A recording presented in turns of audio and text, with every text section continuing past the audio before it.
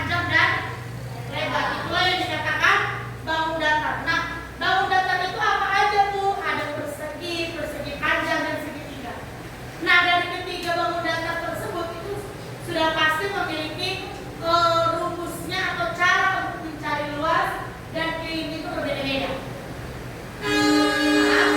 Oke, coba diulangi. Yang dikatakan bangun datar itu adalah sebuah benda atau sebuah bangun datar yang hanya memiliki berapa dimensi? Dia hanya memiliki apa?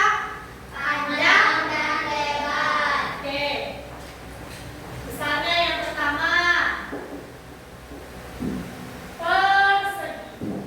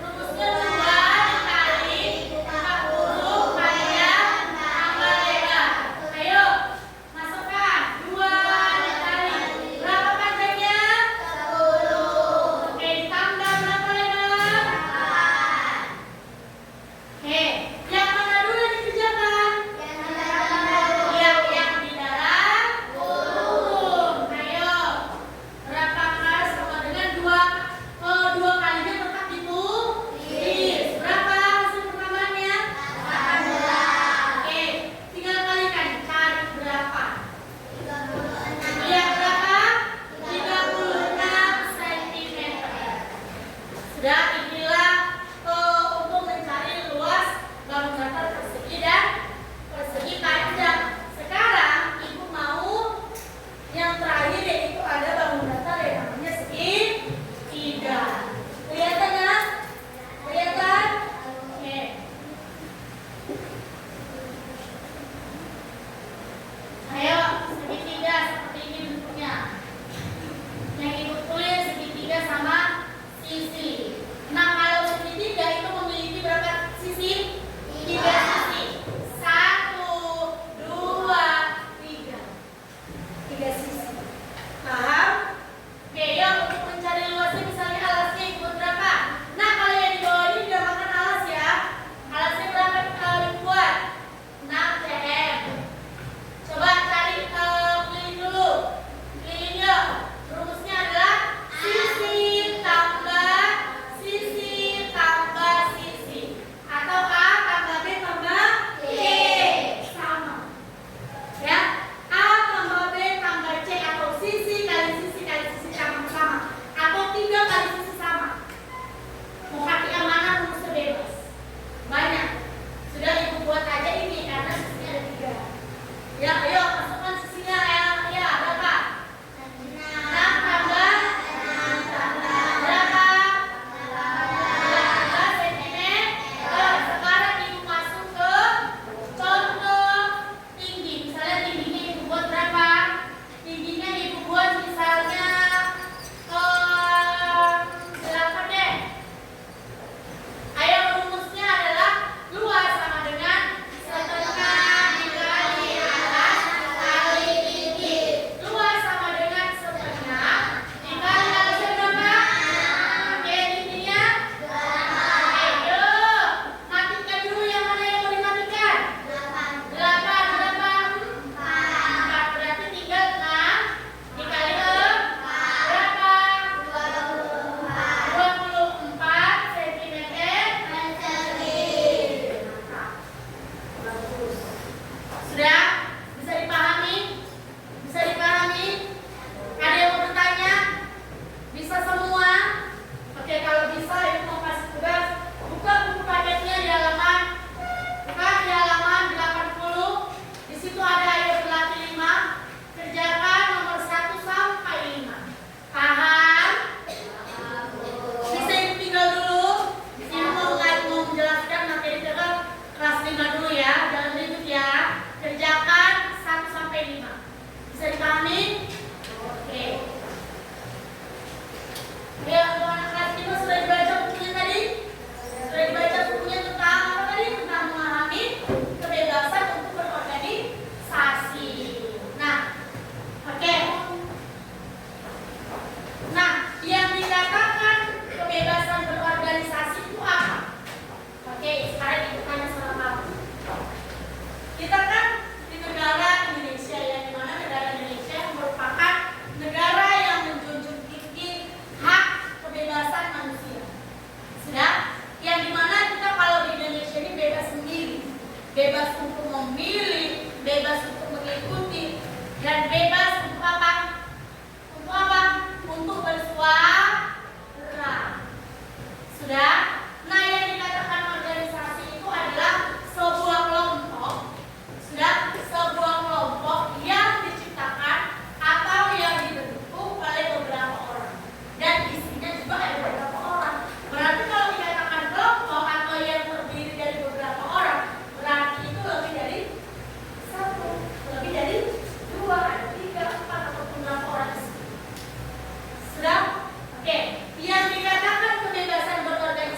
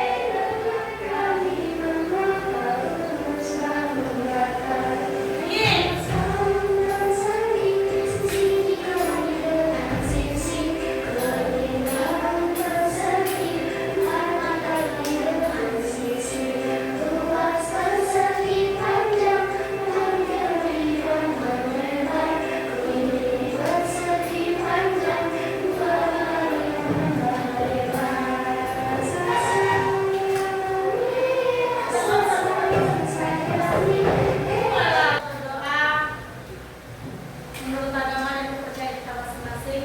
Berdoa dimulai.